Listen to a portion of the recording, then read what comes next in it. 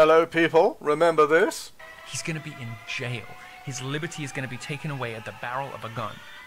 Whoa! Liberty taken away, barrel of a gun, in relation to Danker. Now, I was doing some reading just yesterday, in fact, in relation to a case that I'm on.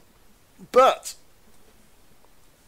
in going through the drivel and the dravel of old law books, I found some lovely things. Yes, you guessed it, about our lovely word liberty. So I've highlighted some things here, thanks to Adobe. Nice little tool, and we're going to go through them. So, remember before I was talking about liberty.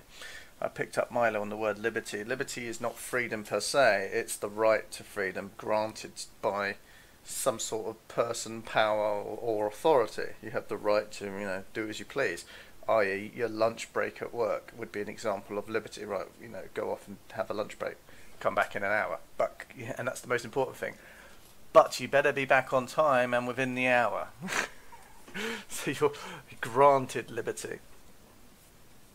And I was just looking through here, and nothing said that more than this. Liberties or franchises. This is a Tomlin's Law Dictionary back in the 18-somethings.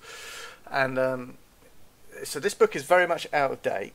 It's very old, but it's nice to go back to see how things were and why and how things have changed.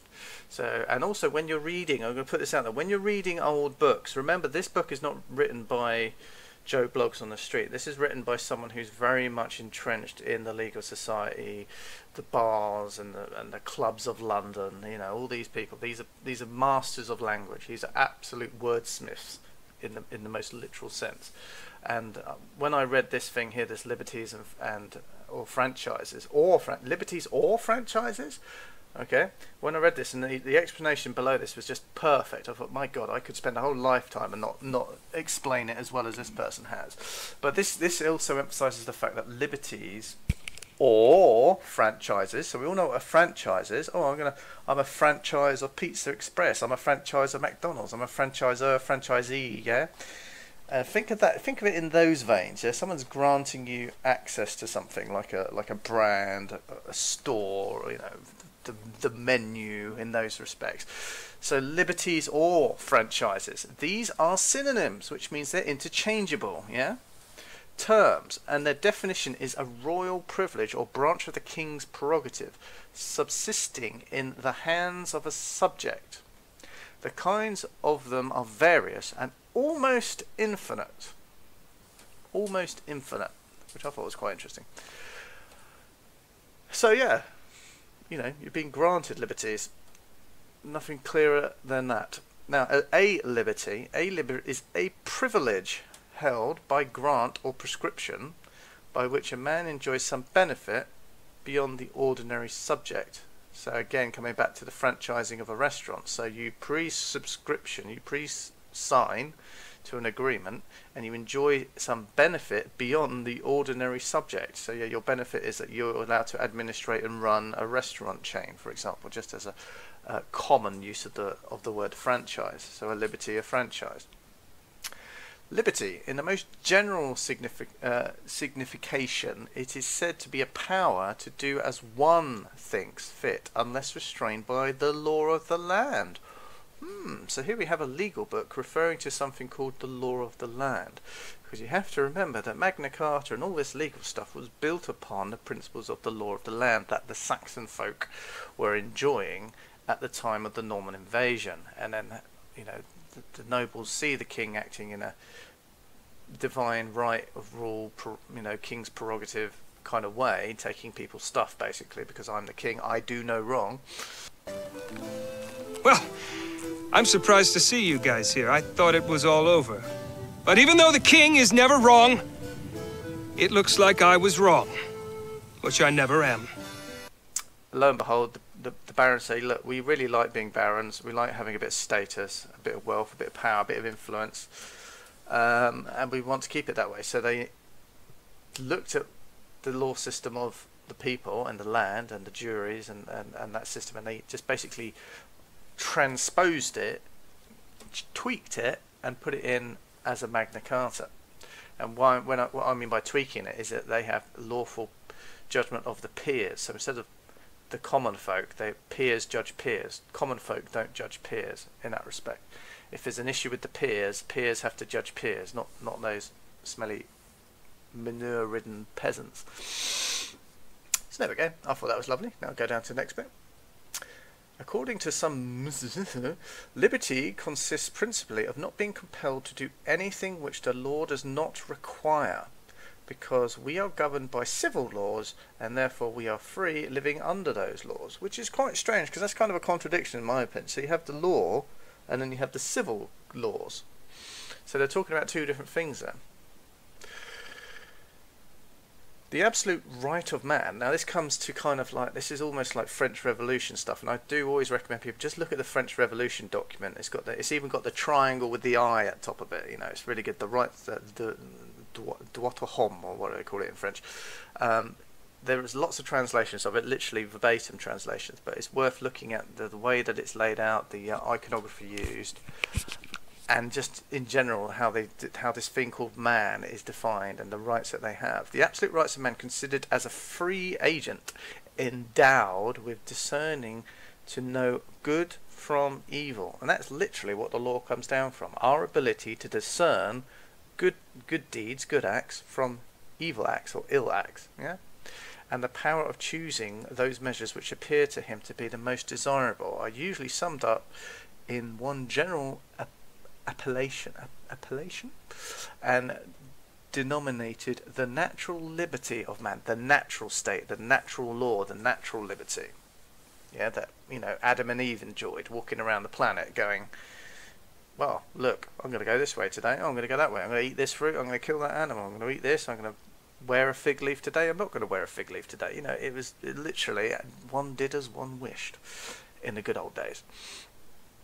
Yeah, absolutely. The power of acting as one thinks fit. So it may not be fit, but you might have, that's kind of a belief basically, as one believes fit, without any restraint or control, unless by the law of nature. Now he's saying the law of nature. So, you know, I wish to walk through this wall. Yeah, this is what it's saying. I want to walk through that mountain. No, you can't walk through the mountain. Why can't I? Because there's a big mass of atoms and rocks, and you know, you can't just walk through the mountain. Okay, well, I'm going to walk on water. Well, you can't walk on water because, you know, science will get, you know, scientific explanation insert here, and you know, all that kind of stuff. These are the laws of nature that will prevent man flying, for example. That'd be another. Man's always dreamed of flying, so that would be another. Why can't I fly, God? Oh, damn you, nature. Ah. But no, the law of nature, you can't fly, you've got feet and hands, mate. Get on with it. Being a right inherent in us by birth, and one of the gifts of God to man in his creation, when he endowed him with the faculty of free will. I was talking about consciousness in my video yesterday, which I think was called jurisprudence. But every man, when he enters into a society, now when it says society, I'm talking any kind of club or society. So if I'm entering into a bowling club or society, if I'm going to the golf club or society, if I'm going into, you know, a swim club, or else you got any kind of club, a racing club, in some respects even a restaurant, you know, wherever you're going, he gives up part of his natural liberty. You're giving up to coexist with your fellow man in that setting. So the rules of the game change when you attach yourself to another club or society, as the price is so valuable a purchase, and in consideration of receiving the advantages of mutual commerce, obliges himself to conform to those laws which the community has thought proper to establish. Really, really good. So you are absolutely free to do whatever you like. Nothing binds you, or nothing. You're not bound to anything until you see a benefit of something. Yeah. So it's quite often now with funny contracts coming up with computer games, with cars, house purchases. There's always people like, oh, you will not own this car. You will not own the property. You do not own this computer game. You do not. You do not. You know. So there's lots of things that come in. So if you wish to play, I mean, I think. Quite a lot of things. I think it's end user licensing agreements and stuff like this, which they've come up with nowadays. It's like, if you wish to use this, you do not own it. It is our property, but you're welcome to join on these terms. So however good or bad that agreement is, if you wish to benefit from something, then you're going to have to bend to their will in order to benefit from it. Now those rules can't be unlawful, but I'm seeing more and more nowadays is that people are being the liberty, if you wish, is being, you know, narrowly defined very, very specifically to ensure that the wealth, the money, if you like, the ownership, the property right stays with the creator of that club, society, property, license, whatever it might, product. It's probably a good way of doing it. So I thought that was lovely put here. So, you know, that's as it was back in the old days. Let's scroll down. So what rights do we have? I'm just going to touch on some of the core rights that this book, all those hundreds of years ago, decided that we had. The rights may be reduced. So this is much more to the people of England and people who don't think they're English anymore. Yes, you Americans. So the rights of man may be reduced into three principal. These rights may be. I think we're talking more about the rights of people of England. Again, we've got here a capital P on people. It's like the American Constitution, is it? We are the people, again with a capital P. So these are people that we are specifically defining, not those people. Would mean these people, not those, these people. Alright. The rights may be reduced to three principles or primary articles. The right of personal security, so that's basically peace and quiet, breach of the peace, right to be let alone. The right of personal liberty, the right to go about and do what you need to do to enjoy your life, essentially. It's expanded on below. And the right to private property. The most crucial thing of all is property rights, especially in our Western civilization. What I'll do, I'll scroll down here, I'm not going to stop it, but look, you can see here the right to personal security. So I'll go down and you can freeze the screen and have a lovely little read. And then it goes on to right to personal liberty here. Yeah, I'll just highlight it so you know where you are. And the absolute right to property, people, and that's there. So by all means, freeze the screen, have a little read, enjoy the reading, and back up to the second column here. Yup. Now I'm coming down, and there's some other powers that came to be, which is through various civil wars and disturbances in the kingdom. And obviously this Parliament would be the Magna Carta related, and the barons instituting a form of government. The limitations on the King's prerogative, so the rights of Parliament and the limitations this has on the King's prerogative, the right of applying to the courts of justice for redress of injuries, so that's everyone has the right to justice. The right to petition the King or Parliament in relation to things not going quite as they should be. And, more importantly, the right of you to petition such powers or authorities without being imprisoned or otherwise punished. The right to have arms for defence. That's a controversial thing. There we are. I'll scroll down a bit. We'll get to the end of liberties, by all means. Freeze it there, have a read. And that's where I'm going to leave it, basically. So, and then you've got the right side, come back up.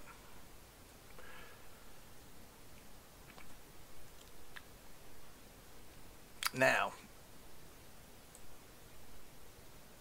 this little bit here.